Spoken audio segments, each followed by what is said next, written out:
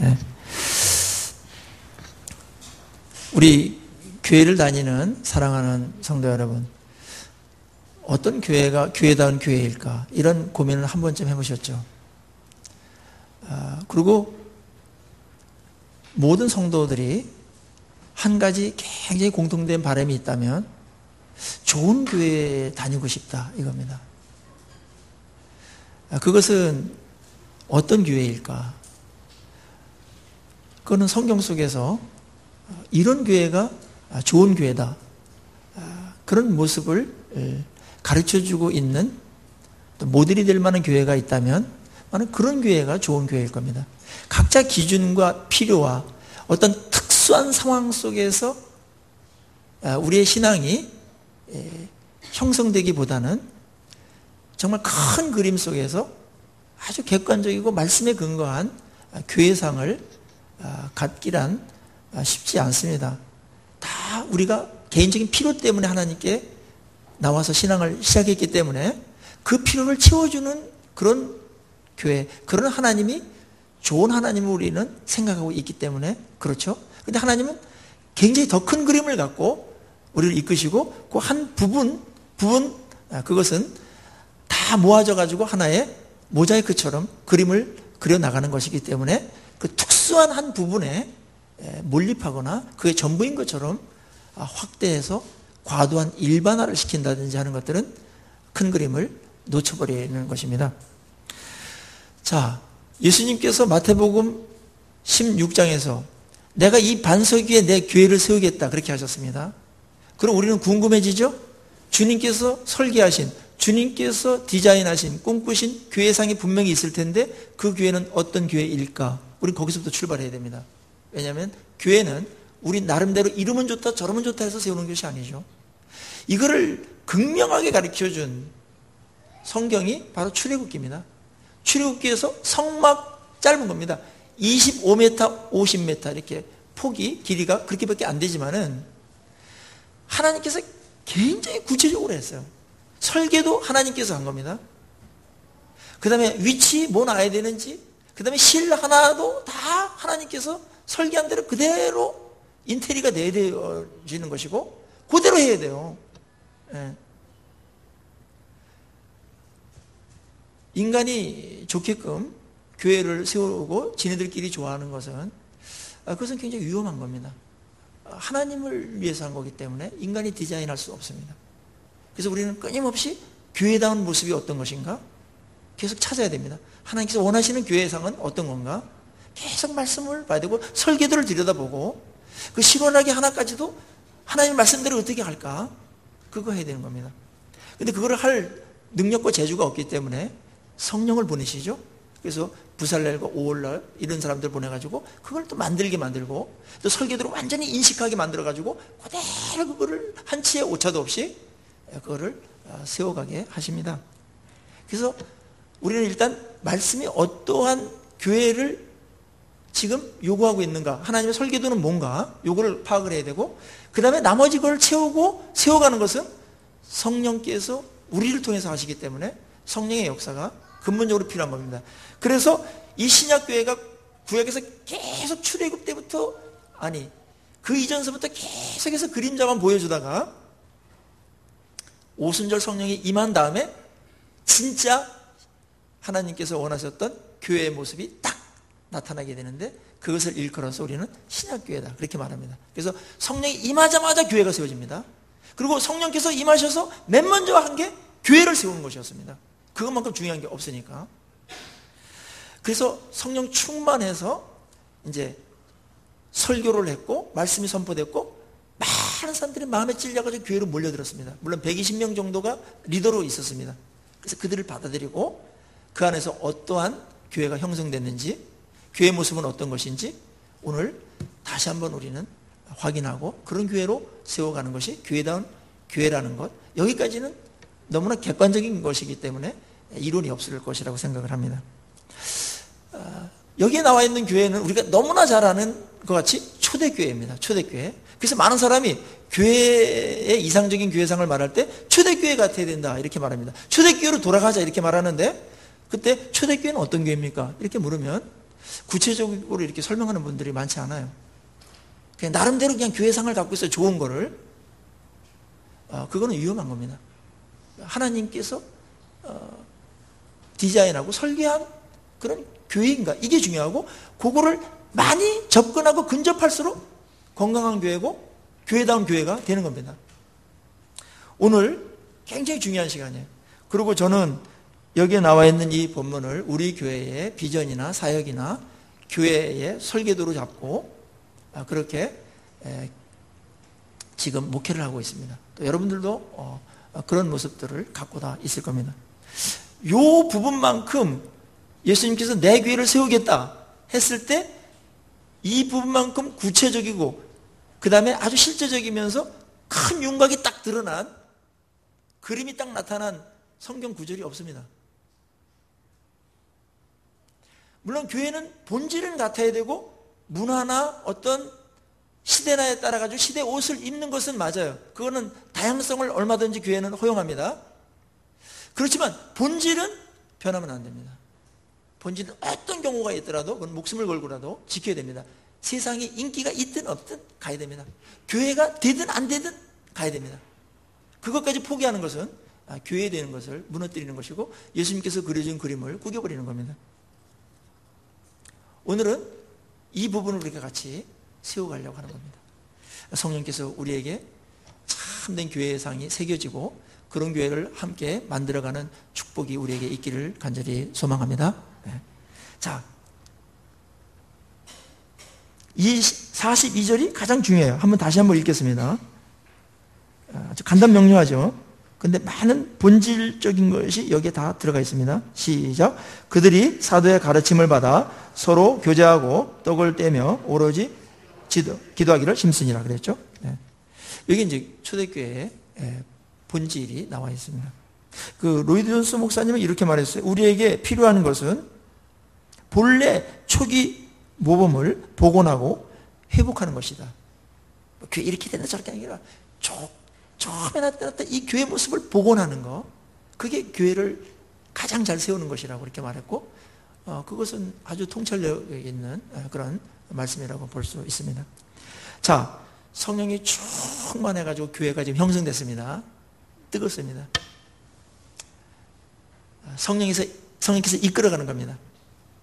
그때 그들이 맨 먼저 한 게 뭡니까? 성령 충만해서 교회가 형성된 다음에 맨 먼저 한 게 뭡니까? 사도의 가르침을 받았다 이겁니다. 우리 성령 충만하면은 어디 뛰어가고 뭐하고 이러는데 그게 아니고 성령 충만해서 교회 공동체가 세워졌을 때 맨 먼저 그 교회가 집중했던 게 뭐냐 하면 사도의 가르침을 받았다 이겁니다. 그리고 나머지 부분들은 사도의 가르침 그 말씀에 의해서 움직이는 것들입니다. 말씀의 원리에 의해서 교제도 그렇고 그 다음에 기도하는 것도 그렇고 뭐 다른 것들도 그 말씀에 다 있으니까 일단은 말씀의 지배를 받는 그런 교회가 초대교회의 모습이었습니다. 성령 충만해서 탄생한 그런 교회가 집중했던 게 뭐냐면 말씀으로 돌아왔다는 거죠. 사도의 가르침이라는 것은 이때 당시의 표현인데 이 사도를 통해 가지고 말씀을 쓰게 하셨잖아요. 그래서 이 사도와 이 선지자는 교회 기둥과 터라고 그랬지 않습니까? 그럼 말씀이 기둥이고 말씀이 터가 되는 겁니다. 그 위에 교회가 세워져야 되지. 이거를 배제한 채 세워지는 거는 그거는 겉으로 볼 때는 괜찮은 것 같지만 무너짐이 심하게 될 것이고 마지막 날 심판할 때 다 불타버리고 없어질 겁니다. 인본주의적인 그런 생각을 갖고서 교회를 세우고자 하는 사람들이 의외로 많아요. 그냥 말씀을 굉장히 설계도를 굉장히 세밀하게 보지 않으면 그리고 그거를 있는 그대로 하나님께서 설계하시고 원하시는 게 이거구나 이렇게 그대로 받아들여야 되지. 내가 하고 싶은 거, 내가 잘하는 거, 내가 원하는 거, 사람들이 좋아하는 거 뭐 이런 식으로 가다가는 그거는 그 설계도대로 가지 않기 때문에 다시 져야 됩니다. 다시. 여기서 그래서 말씀에 대한 가르침이 맨 먼저 나오는 겁니다. 성령 충만했던 초대교회의 모습은 말씀의 가르침을 받았다. 성경 중심으로 갔다 이겁니다. 오늘 뭐 성경 중심으로 가자 이런 얘기들에 누가 반론을 제기하겠습니까? 그런데 한국교회는 성경으로 돌아오는 방법을 가르쳐주지 않았습니다. 아주 불행한 부분인데요.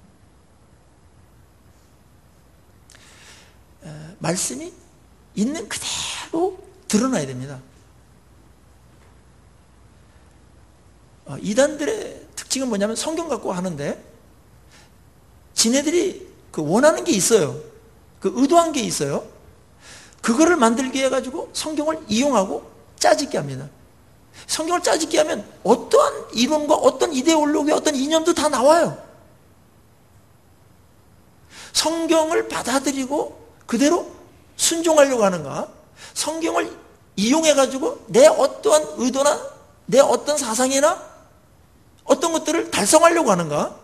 그거는 성경 권위에 대한 문제이기도 하고, 그리고 그것은 성경을 대하는 아주 그 중요한 태도로서 받아들이지 않고 그냥 내 나름대로 성경을 이용해가지고 하는 것은 성경을 능멸하는 겁니다. 그래서 하나님께서 교회를 염두에 두시고서 하나님께서 그것을 막 요만한 것까지 하나님이 굉장히 어떻게 보면 쫀쫀해 보이시는 걸 알 정도로다가 뭐 신뢰가 되는 말씀이지만 뭐 실오라게 하는 것까지도 그대로 해야 된다는 거예요. 굉장히 어려웠을 것 같아요. 왜 그렇게 했냐면 교회를 염두에 두고 하신 설계도였기 때문에 그렇습니다. 그래서 우리는 성경을 많이 알수록 또 잘 순종할수록 순수하게 받아들일수록 교회다운 교회를 세워가게 되는 것이고, 성경에 대해서 무식하면 할 수 없이 그 무지 때문에 성경을 교회다운 교회로 세워갈 수가 없는 겁니다. 가장 무서운 게 무지입니다. 성경에 대한 무지. 그건 불순종으로 이어질 수밖에 없어요. 내가 알아가지고 하나님의 뜻대로 어떻게 하다만 맞는다. 그것은 천개 중에 하나가 나올까 말까입니다. 우리 생각하고 너무나 다르시기 때문에 성경에 집중해야 됩니다. 그리고 성경에 집중하는 것이 하나님의 권위를 높이는 것이고, 그분을 존중하는 것이고, 그분을 그분답게 우리가 예우하는 겁니다. 하나님 말씀을 이렇게 했는데 엉뚱한 짓 하고 있으면 그거는 그분의 권위를 실추시키는 것 아닙니까? 무시하는 겁니다. 그래서 하나님이 가장 기뻐하는 거는 말씀을 아주 사모하고 좋아하고, 그 다음에 뭐예요? 말씀대로 어떻게든지 살려고 하는 이런 사람을 가장 이뻐합니다. 그래서 예배 때도 하나님 우리 기쁘시게 하기 위해서 모인 거잖아요. 하나님께 영광 돌리기 위해서 모였는데 예배 시간에 왜 설교만 그렇게 길고 다른 것들은 다 짧냐? 영광 돌리는데 찬양할 때도 하나님께 영광 돌릴 수 있고, 기도를 통해서도 뭔가 주님께 아뢰면서 하나님 기쁘시게 할 수도 있다고 봅니다. 뭐 헌물을 드리면서도 할 수도 있습니다. 그런데 그런 것들은 사실은 지엽적인 겁니다.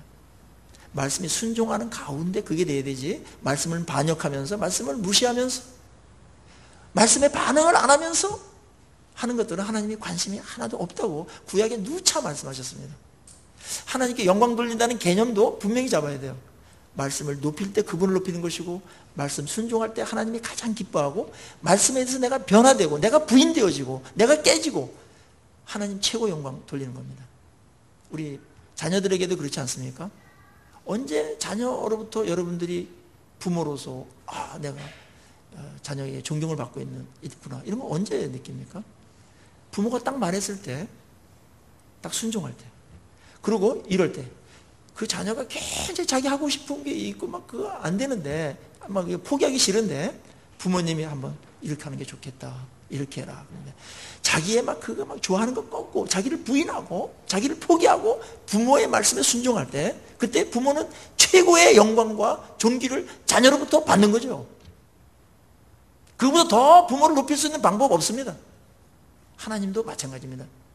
종교적으로 영광 돌리려고 하지 마시고 인격적으로 영광 돌리시려고 하셔야 됩니다. 성령 받은 사람들이 충만했을 때 맨 먼저 뭘 했다고요? 말씀의 가르침을 받았다. 자원하는 마음이 생겼던 것 같습니다. 늘 제가 말하지만 성령님은 진리의 영이시기 때문에 성령 충만했을 때 말씀에 대한 욕구가 생겨요. 내 생각이나 이런 것들이 좀 시시하게 느껴지면서 세상적인 어떤 지식이나 그런 것들이 좀 밀려가면서, 생각들이 밀려가면서 말씀을 갈망하는 것들이 생긴다고요. 이게 성령께서 하시는 일입니다. 은혜를 사모하게 됩니다. 말씀. 제가 지난주에 오늘 대구에 큰 교회 가서 이제 수련을 했는데요. 말씀을 많이 사모하더라고요. 성령께서 역사하는 겁니다. 우리 교회 같은 말씀을 사모하는 데는 빠지지 않는 교회죠. 성령께서 지금 역사하고 있다는 겁니다. 성령이 나와 지금 임재하고 있다, 나와 함께하고 있다라는 가장 구체적이고 실제적인 증거가 뭐라고요? 말씀이 들리고 깨달아지고 은혜되고 있다라는 거. 그리고 그 말씀이 나에게 적용되고 있을 때 성령께서 함께하는 증거입니다. 그것만큼 성령의 임재에 대한 확증은 없습니다. 그 이상은 없습니다. 진리의 영이 오셨잖아요. 그런데요, 어떤 석학도 성령의 역사가 없으면 말씀을 깨닫지 못해요. 이해를 못합니다. 그냥 줄거리는 이해하겠지만 받아들이지 못합니다. 그리고 그 영적인 원리를 깨달을 수가 없습니다. 거기까지는 못 들어갑니다. 그냥 뭐 윤리적인 정도, 뭐 이렇게 줄거리 정도, 흥미 정도로다가 알지, 그 깊은 진리를 깨닫거나 공감하거나 감동하거나 또 받아들여서 내가 변화되거나 이런 일은 절대로 일어날 수가 없습니다. 그래서 성령께서 하실 때만 그런 일이 일어나는 겁니다. 최고의 축복입니다. 그런 성령의 역사가 우리 각자에게, 우리 모임 가운데 충만하기를 간절히 소망합니다. 그때 역사가 일어나는 거예요. 놀라운 일이 벌어지는 겁니다. 그래서 이들이 말씀을 사모해서 가르침을 받았습니다. 많은 사람들은 가르침을 좋아하지 않습니다. 사람이 원래 가르침 받는 걸 안 좋아합니다. 왜냐하면 우리 재성과 고집이 있고 내 멋대로 하고 싶은 그런 것이 있기 때문에 누가 내 삶에 대해서 간섭하거나 이렇게는 저렇게 하는 거에 대해서 다 싫어하고 귀찮아합니다. 이 청소년들 보면은 부모님들이 뭐 이렇게 그런 거 싫어가지고 가출하는 애들도 있고, 빨리 대학 그냥 서울로 가버려가지고 그냥 부모님보다 탈출하자 이런 애들도 많이 있습니다. 사람이 원래 간섭받고 이런 걸 너무너무 싫어해요. 근데 성령이 오시면 내가 이래가지고는 안 된다, 부족한 게 얼마나 많다, 난 지혜도 없고 어떻게 살아야 되는 게 인생에 의미 있고 가치 있는 것도 모르고 내 마음 나도 모르고, 그걸 깨달으면서 말씀 주십시오, 말씀이 있어야 된다 이러면서 사모하는 마음이 생기고 받아들이는 겁니다. 그럴 때 놀라운 변화가 일어나고 내가 용쓰고 내 고집대로 내 생각대로 막 했던 것보다 1000배 만배 놀라운 일들이, 축복이 거기에 일어나는 것입니다. 성령이 임하면 내가 부족하다는 걸 느끼고 나는 배워야 된다, 나는 배울 자다, 나는 덜 됐다, 나는 아직 못된 면이 너무나 많다, 나는 아직 내 스스로 깨달을 수도 없고 그 다음에 행할 수도 없다, 나는. 그래서 성령을 사모하게 되고, 성령은 그런 필요들을 우리에게 가르쳐 주심으로써, 실제를 가르쳐 줌으로써 말씀을 사모하게 됩니다. 그리고 말씀이 얼마나 달게 느껴지는지 모릅니다. 요즘 말씀이 잘 들리고 잘 달게 느껴지십니까? 영적으로 건강한 증거입니다. 근데 어떤 경우는 말씀이 하나도 안 들어오고 막 빨리 막 설교 안 끝나나 막 이렇게 하고 막 가끔 그럴 수는 있죠, 피곤할 때. 그런데 그게 한 2달 정도 계속 된다든지 그러면 영적으로 이상이 생긴 거예요. 건강이 안 좋은 거예요. 특수 체질이 아니고서는 굶으면 먹고 싶어야 돼요. 이 식욕이 왕성한 거, 그 건강의 증표잖아요. 그렇죠? 병이 걸리면 맛이 없어져요. 영적인 거 똑같습니다. 영적 건강할 때 보면은 영적인 이 말씀에 대한 욕구가 강렬해집니다. 그래서 말씀 듣고 또 가서 또 그거 보고, 그 다음에 집에 가서 또 성경 또 펼쳐가지고 또 보고, 대충 보는 게 아니라 다 이렇게 묵상하면서 보고, 또 한 장씩 다 이렇게 요약하고 기록하면서 보고, 그렇게 합니다. 사도의 가르침이 교회의 터입니다. 그것에 의해서 움직여져야 되고 그것에 의해서 세워져야 됩니다. 우리 개인도 마찬가지고 공동체도 마찬가지입니다. 요즘 말씀에 대해서 얼만큼 사모하십니까? 하나님의 가르침이, 이 말씀에 대한 가르침이 나를 얼만큼 컨트롤하고 있고 나를 얼만큼 지배하고 있습니까? 그 지배를 받을 때가 최고의 생을 살아가는 겁니다. 그거보다 더 좋은 생은 없습니다. 최고의 지혜로운 삶입니다. 말씀 자체가 지혜니까. 그리고 하나님이 가장 기뻐하세요. 그렇게 사는 것을. 우리 1부 예배 때뿐만 아니라 2부 예배에 어떻게 하면 우리가 좀 더 많이 참석할 수 있을까요? 어떻게 우리 집에 가서 말씀을 또 읽고 묵상하고 그런 시간들을 마련할 수 있을까요? 여러분들, 우리의 소원이 있습니다. 우리의 비전이, 꿈이 있습니다. 우리는 교회다운 교회를 세우기를 원합니다. 정말 그러시다면 가르침의 자리에 나오셔야 됩니다. 그리고 집에 가서 성경을 이전보다 더 많이 보셔야 됩니다. 드라마 보는 것보다 그 정도만 보더라도 아주 그 말씀에 뛰어난 분이 될 수가 있습니다. 다른 데는 굉장히 시간을 막 펑펑 쓰면서 드라마 보는 분들 보면은 얼마나 성실하고 인내심 있게 일관되게 보는지, 딱 시간 또 막 밥 먹는 시간까지 딱 조절해가지고 그 시간 딱 기다려가지고 보고, 어디 갔다 올 때도 참 막 몰아가지고 그 시간 보고 이러는데, 말씀을 볼 때는 그런 열정이 어디 갔는지 모를 때가 있습니다.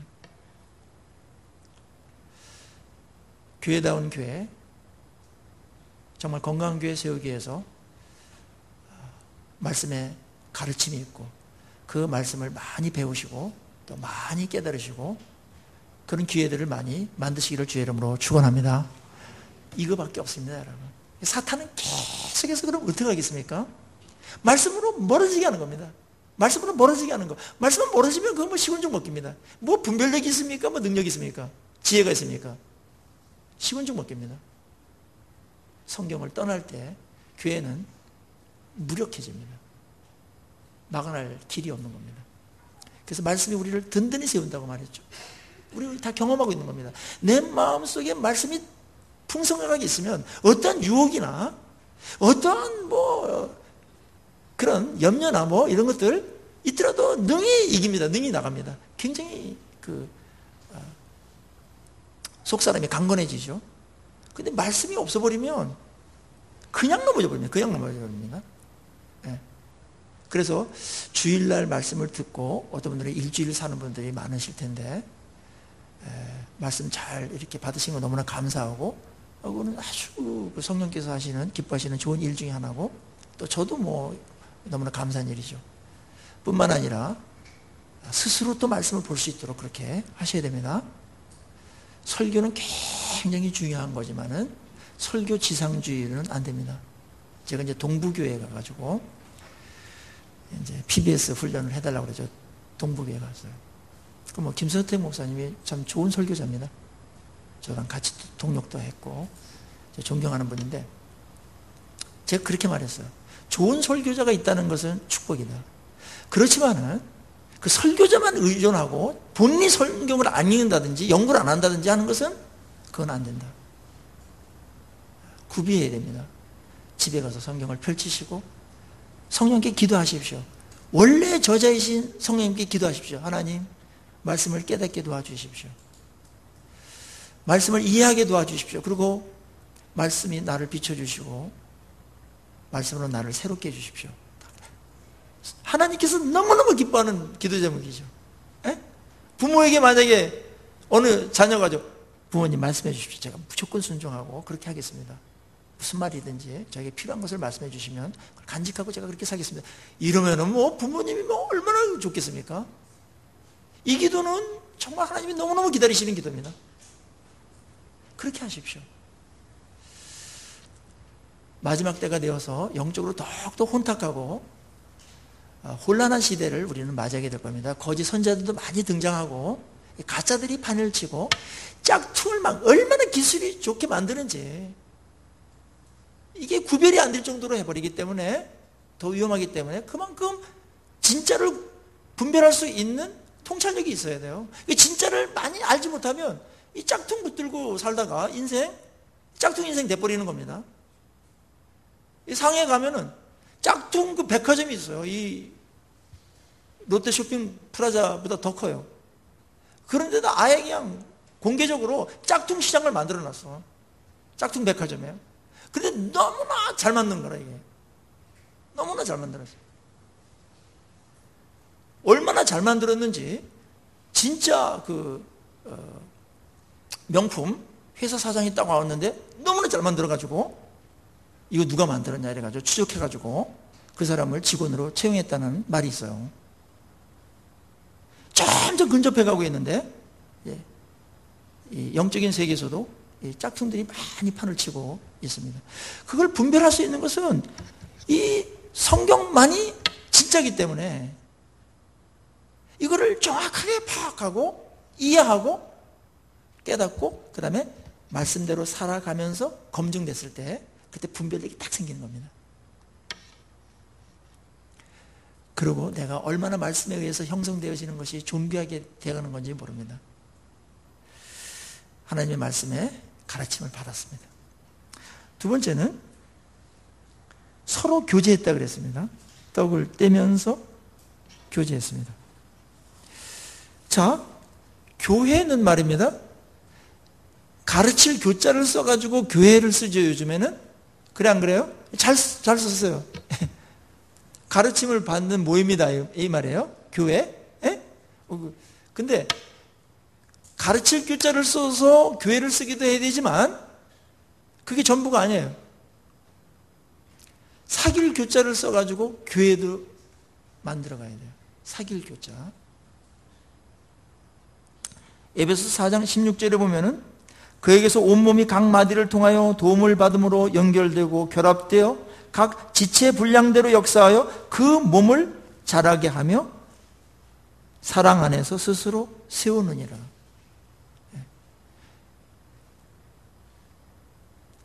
말씀의 가르침을 받아서 서로 모인 분들이 서로 관계를 맺고 아름다운 교제를 나누는 겁니다. 그럴 때 그 교회가 교회다워지겠죠. 교회 본질입니다, 이 교제는. 그래서 그 안에서 말씀도 나누고, 그다음에 삶도 나누고, 비전도 나누고, 그 다음에 사역도 나누고, 이러면서 막 자라가게 돼 있어요. 그리고 문제가 해결됩니다. 물론 우리는 부족한 사람들끼리 모이고 죄성이 완전히 해결되지 못한 분들이 모였기 때문에 어떤 실수도 해가지고 상처도 줄 때가 있고, 그 다음에 더 어렵게 힘들게 할 때도 있지만은, 그렇지만 그게 피곤하고 그게 두려워가지고 교제 참여를 안 하는 것은 많은 부분들을 놓쳐버리게 되는 겁니다. 하나님께서 우리를 불러내가지고 한 공동체로 모였어요. 온전한 사람들이 아닙니다. 병원 같은 그런 치유되어지는 그런 곳이기도 하죠, 성경이, 이 교회가. 그렇지만 하나님은 그런 부족한 사람들을 모아가지고 서로 교제하며 함께 살도록 했습니다.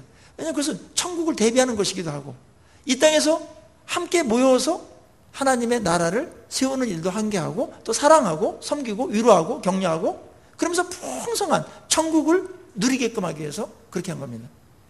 어제 저희들이 이제 모여서 이렇게 이제 수련했는데, 모처럼 한 10시간 정도 함께 같이 있었는데, 풍성했어요. 그리고 야, 천국이 이런 곳이겠다, 이런 곳이겠다, 이거 어떤 그런 생각이 들었습니다. 참 행복하다. 하나가 되어지고 서로의 은사를 이렇게 드러내면서 많은 사람들을 풍성케 하고 본인도 기쁘고, 그리고 우리에게 그냥 즐거움만 있는 게 아니라 우리에게 비전이 있고, 하나님께서 우리를 사용하시는, 존경에 쓰시는 우리의 사명도 주셨고, 그런 걸 붙들고 함께 만들어가는 때 이 땅에서 그거보다 더 의미 있는 삶이 나오겠습니까? 한번 생각해 보세요. 결국 우리는 뭘 소유하느냐가 아니고 의미 있는 삶이 돼야 되는데, 그래도 우리 삶이 가치 있게 되지 않습니까? 존귀한 삶이 되는데요, 소유만 갖고는 절대로 행복해질 수 없습니다. 그거를 잘 활용해가지고 의미 있게 써야 되고, 그럴 때 가치 있는 인생이 되는 것이거든요. 그런데 공동체 안에서 그것이 이루어지는 겁니다. 교제는 이게 굉장히 중요한 교회 본질인데, 말씀 다음으로 본질인데, 오늘날 대형화되면서 이 교제가 굉장히 약해졌어요. 대형화되면은 좋아지는 것도 있어요.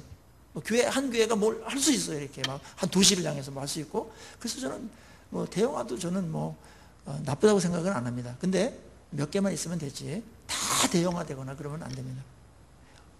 왜냐하면 이 교제가 무너지기 때문에. 그래서 교회가 요즘에는 대형화되면서 어떻게 되냐면은 극장식이 돼버린 겁니다.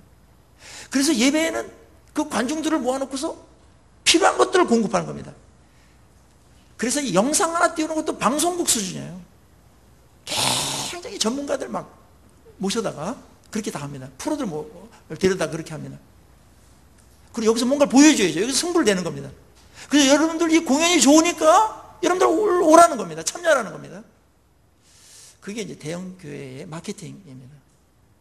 그런데 들을 때는 좋은데, 예배는 좋은데 혼자입니다.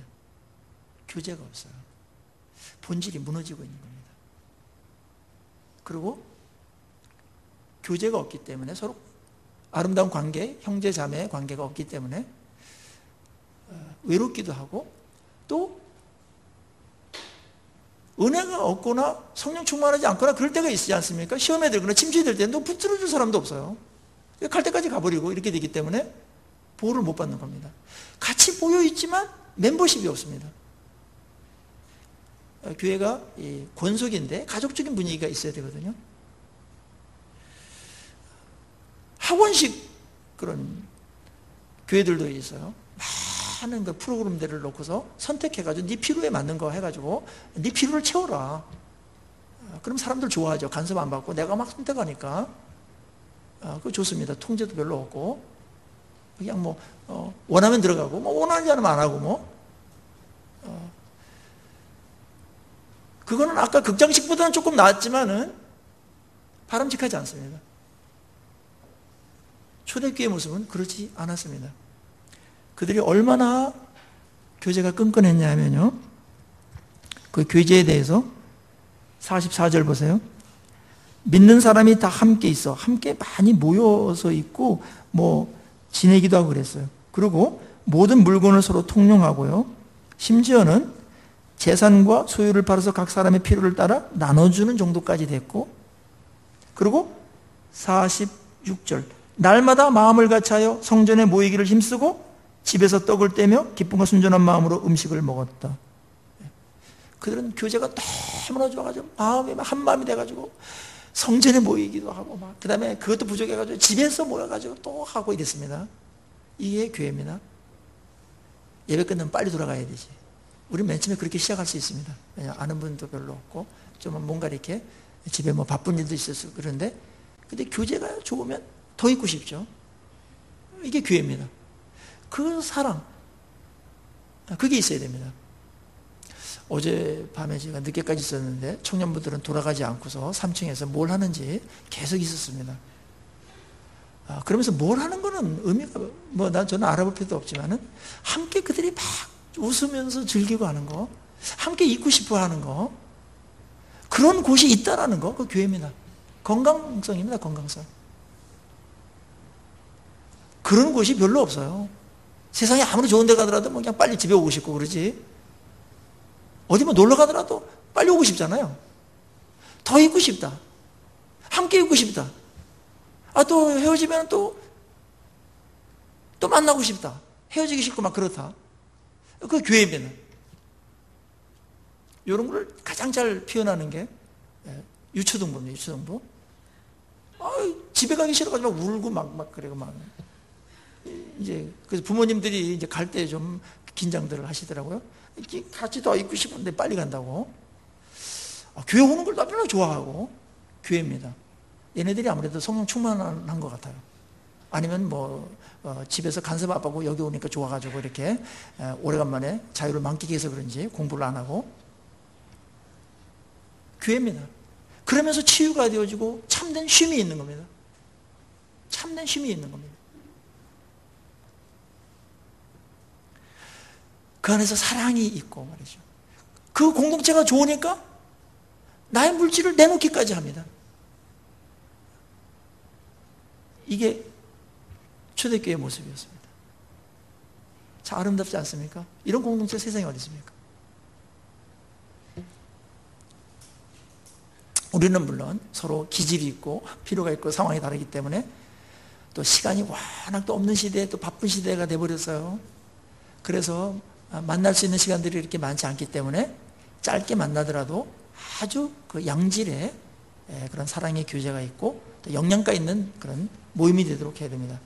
말씀도 나누고, 그렇죠? 서로 격려하고 위로하고, 피상적인 만남이 아니라 그런 깊은 만남이 되고, 그 다음에 그 만남은 방향이 있어야 돼요. 또 목표가 있어야 돼요. 뭐 쉬는 것도 목표이지만은, 위로도 목표이지만은 그것은 다음 단계로 가기 위한 또 준비 작업이기도 하지 않습니까? 그래서 비전을 나눠야 됩니다. 그리고 꿈을 나누고, 우리가 어떻게 다른 사람들을 복되게 할까? 이거 나눠야 됩니다. 어떻게 다른 사람들 복되게 할까? 그리고 어떻게 하나님께 영광을 돌릴까? 또 이 나라 이민족을 위해서 우리 뭘 어떻게 해야 되는가? 이거 같이 나누면서 말이죠. 가는 겁니다. 하나님 나라를 세우기 위해서 어떻게 해야 되는가? 같이 고민하고 기도하고 동력자 의식을 가지면서 가질 때 형제보다도 친해집니다. 가만히 보십시오, 여러분들. 우리의 인생이 누구를 만나느냐에 따라서 그 만남들이 우리의 인생을 형성해 가고 있지 않습니까? 친척들 얼마나 자주 만나십니까? 1년에 한 4번 만나면은 뭐 사촌 이상들은 많이 만나는 것 같아요. 그리고 무슨 뭐 그냥 뭐 만나서 이렇게 혈육이니까 좋은 점도 있지만은 뭐 어떤 그렇게 뭐 의미 있는 일을 같이 한다든지 또 생을 뭐 풍성하게 뭘 만든다든지 뭐 이런 것들은 잘 하지 않습니다. 근데 우리는 매주 만나죠. 1년에 50번 이상을 만납니다. 그리고 또 주일에 한 번 만나면 100번 이상 만납니다. 우리는 친척들보다도 교회 형제 자매들이 나의 삶에, 실제적으로 나의 삶에 더 큰 영향을 주고 있는 겁니다. 존귀하죠. 누구랑 함께 하는가? 누구랑 교제하는가? 그 사람의 삶의 질이 결정되는 것이고 의미가 결정되는 겁니다. 그래서 이 교제권이 아름다울수록 우리가 열매를 많이 맺을 수가 있어요. 자, 열매를 맺기 위해서 일단 씨앗이 좋아야 되는데 씨앗은 완벽합니다. 그 다음에는 풍토가 좋아야 돼요. 풍토가 좋아야 되는데 개인의 밭도 중요하지만은 공동체의 풍토가 굉장히 중요해요. 공동체 분위기가 말씀을 받아가지고 금방 까먹고 그냥 뭐 서로 뭐 옷 자랑이나 하고 뭐 자식 자랑이나 하고 뭐 그냥 뭐 그리고 뭐 그저 그런 얘기만 하고 돌아간다면 그거는 뭐 그냥 보통 수준의 교제밖에 안 될 겁니다. 세상 수준하고 똑같죠. 그런데 모였을 때 말씀 나누고 좀 더 의미 있는 그런 것들을 나누고 서로 사랑하고 말이죠. 막 이렇게 격려하고 에너지를 불어넣고 이런 교회, 이런 소그룹이 되면 열매가 너무나 아름답게 탐스럽게 풍성하게 맺습니다. 아무리 혼자 잘나더라도 되지 않습니까? 풍토가 나쁘면 열매가 그렇게 많이 맺지 못해요. 우리는 어쩔 수 없어요. 그래서 하나님께서 우리를 보호할 뿐만 아니라 또 열매 맺게 하고 또 이 땅에서 천국도 경험하게 만들고 함께 아주 의미 있는 하나님 나라에 함께 동력할 수 있게끔 하기 위해서 공동체로 우리를 불러주셨고 공동체는 그런 연합과 아름다운 교제로 이어지는 겁니다. 근데 그 성막을 짓는 거 여러분들 한번 보셨죠? 성막을 짓는데 모든 벽이나 이 천장이나 다 이렇게 천이나 이런 그 판넬 같은 것들로 이렇게 하는데 거기에 연결하고가 무지 많이 나와요. 성막을 짓는데 천막만 하더라도 10개의 천으로다가 되어 있는데 그거를 50개의 고리로 연결해서 하나로 만들어라. 이러한 이제 설계도가 나왔죠. 근데 그 고리가 뭘로 되어 있냐면은 금고리로 되어 있어요. 교제입니다. 그 교제는 금같이 귀한 겁니다. 성막을 질 때 금은 아주 존귀한 겁니다. 그래서 언약궤를 만들 때 다 금으로 입히고 그랬죠. 핵심이니까 말씀이죠. 그 다음에 그 성막이 어떻게 지어져요? 연결하고 상합해가지고 만들어진다는 거예요. 오늘 이 구약 표현이에요. 거기서 떨어져 나가면 안 됩니다. 오늘날의 교회는 건물이 아니에요. 건물로 비교한 거예요. 우리의 관계성입니다. 관계성. 아름다운 관계성을 맺는 겁니다. 그리고 떨어졌을 때 기도해주고 걱정해주고, 예? 이런 아름다운. 모든 사람하고 다 그렇게 돼 있지는 못하겠죠. 우리 연결하는 거 보면은 여기 몇 개 이렇게 네 군데는 적어도 연결되어 있는데, 교회 안에서 적어도 4명, 5명, 6명 정도 이렇게 연결되어 있고 아주 튼튼하게 직접적인 그런 연결을, 아름다운 관계를 갖고 있으면 그 사람 잘하게 됩니다. 그리고 그것은 모든 공동체가 다 연결되어 있는 겁니다.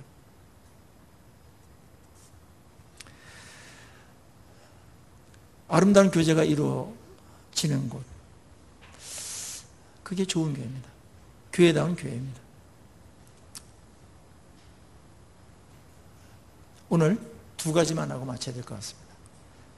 성령 충만해서 교회를 하나님께서 세웠는데 교회다운 교회의 모습이 어땠다고요? 성령 충만해서 뭘 했다고? 이들이 말씀, 가르침에 이들이 헌신했습니다.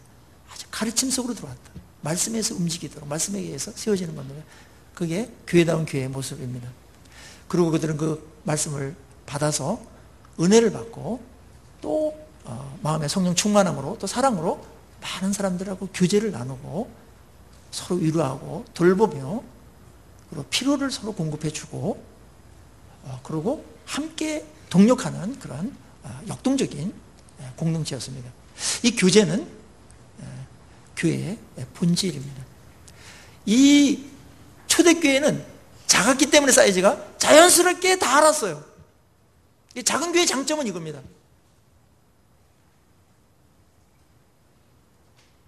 그런데 대형화되면서 익명성의 교인들이 늘어가고 교제가 단절된 교인들이 60, 70%를 넘어가면서 교회는 힘을 잃기 시작합니다. 한국교회의 모습입니다. 아주 허약해졌습니다. 그냥 골치 아픈 거 안 하겠다는 겁니다. 그것도 하나의 어떻게 보면 편의주의적인 것이죠. 물론 특별한 경우에는 그럴 때가 있습니다. 감당치 못할 때는 그럴 때가 있지만은 어떻게든지 서로 만남을 통해서 그들을 세워주고 그에게 내가 축복이 되어주고 하는 이런 존귀한 것들을 교제를 통해서 하나님께서는 이루게 하시는 것입니다. 말씀에서 움직이는 교회, 그리고 교제가 사랑으로 풍성한 그런 교회가 되는 것, 그것이 교회다운 교회의 모습입니다. 이런 교회를 함께 만들어가는 우리 모든 성도님이 되기를 주의 이름으로 축원합니다. 기도하십시다.